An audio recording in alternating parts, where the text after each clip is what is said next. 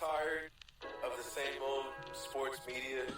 Are you tired of hot takes, arguments, and questions that are just completely off base?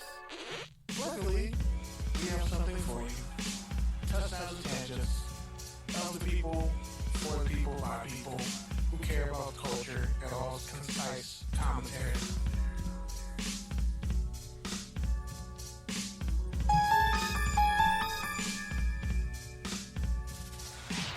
What's good, everybody?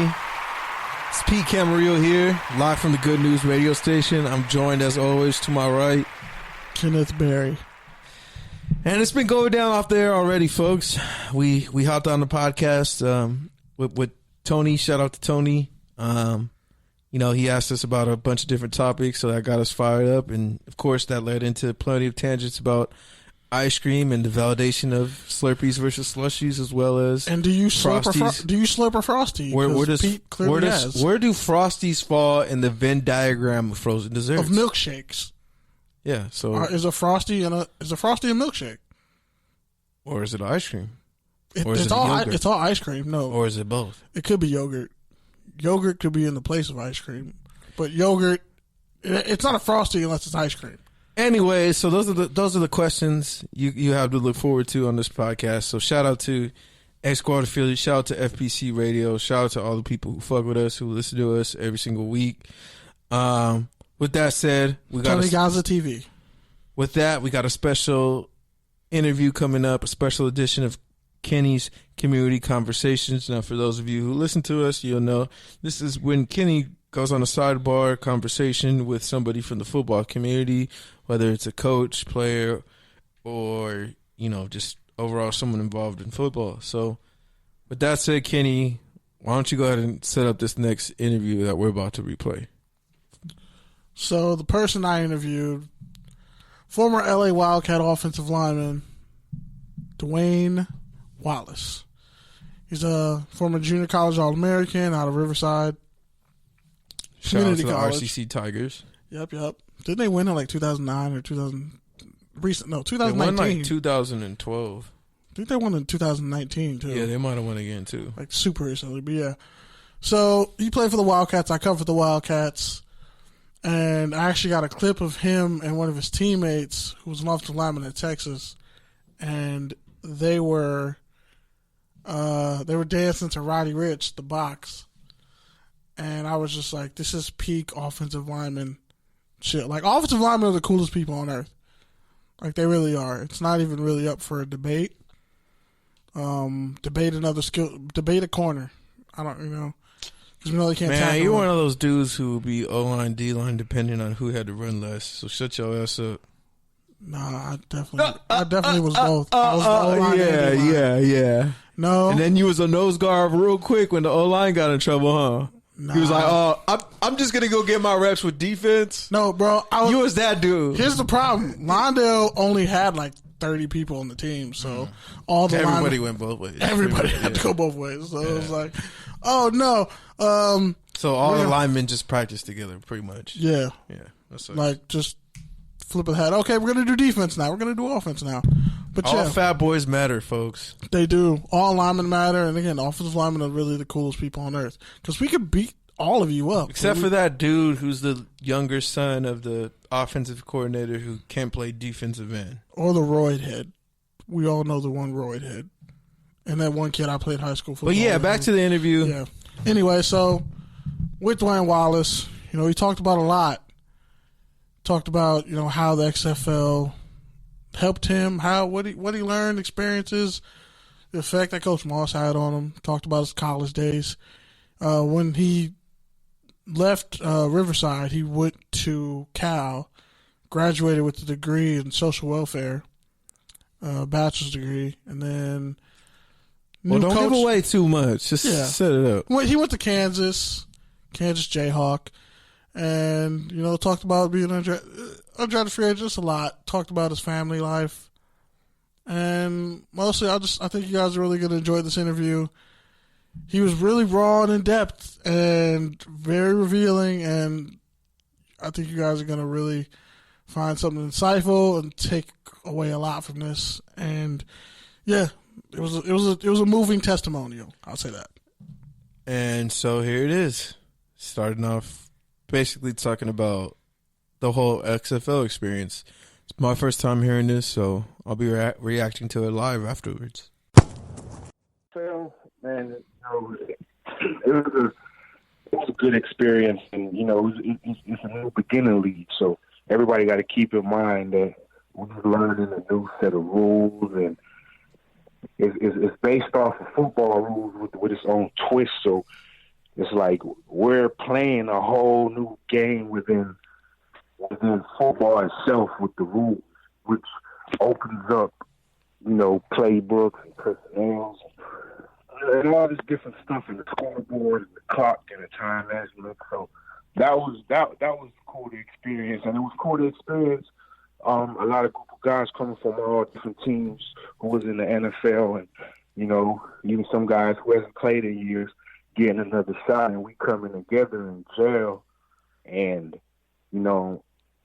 come out to be something great, because if you watch the Wildcats season, we came off to a rough start, but we believed in each other, and we knew that we just needed to be on the right tune. And the last game, when we broke the record for most points scored in XFL history, offense and defense is going on all on the same cylinder. So that kind of summed up the season in my perspective, and I feel like, pandemic and things happen that you're not prepared for, and I just feel like it was a good experience, and it was heading in the right direction. And from what I could tell, being at home games, y'all had a lot of fun. Y'all were a really loose team, especially one of the videos I took, it was you and one of your teammates dancing to Roddy Ricch. How was the offensive line? How did you guys kind of all click together? Oh man, first of all, we went to Vegas. We started camp to Vegas. Let's start from the beginning. We started camp in Vegas. Group of guys. Some guys got drafted, some guys didn't, and it was rough. It was rough, and like it wasn't nothing to be happy about. Like, bro, we getting up in the morning, we training, we running, like crazy training, trying to learn all this offense.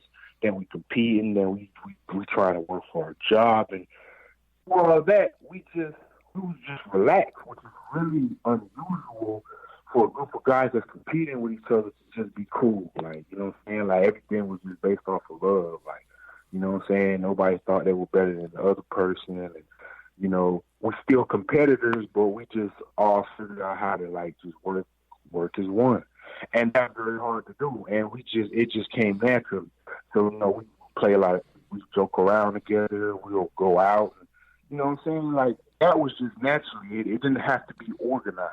So, that helped us out a lot. And then it's the same thing with our D-line. Like, they kind of had that same chemistry. And, I feel like that really, really helped us in spending some time with the boys off the field and stuff. So, we built some strong relationships that I feel like will last a lifetime. And with that, the offense kind of did get off to a slow start, but when you guys exploded in games, the offense was almost unstoppable. So when Josh Johnson finally got healthy, how much of a difference did that have on the offense and the morale? Oh man, Josh Johnson is the offense. Not to discredit anybody else's body of work, but it's night and day when you come in and you have a certain amount of demand for the offense, when you know the ins and outs of an offense, and you know the opponent's defense, and you know what play is going to work into what play. He's just a vet. He a polished vet. There's nothing that you can throw out there, and he always checks into the right thing. And if he makes a mistake, oh well, he comes back and he's going to make up for it. So that's somebody, when I'm on the field, I know that I'm comfortable. Because even if I'm unsure about something, I know he's going to make us right. And I can't say that for every quarterback that I have played. So that helps out tremendously and a lot. So having Josh back there, we had a certain amount of confidence. And then you got to think about it, we had a lot of moving pieces So we were still trying to figure out our rhythm with the midst of Josh coming back. So, we didn't make no excuses. We had a couple tough losses that we shouldn't have even lost, but hey, you know what I'm saying? We started getting stronger every weekend, and we finally put it together the last game, and we stayed the course. We ain't changed our practice. Probably made it a little harder, but everybody ain't no balling at the end because everybody bought in and believed in Coach Moss' system, So, and especially with that, because the run game was going crazy, especially those last two games. Montez Carter was going off, Larry Rose the third. In the run game, because obviously I used to play offensive line. First thing offensive line coaches tell you is that everything starts with the run game. You can run the ball on anybody. Passing is just going to be second nature.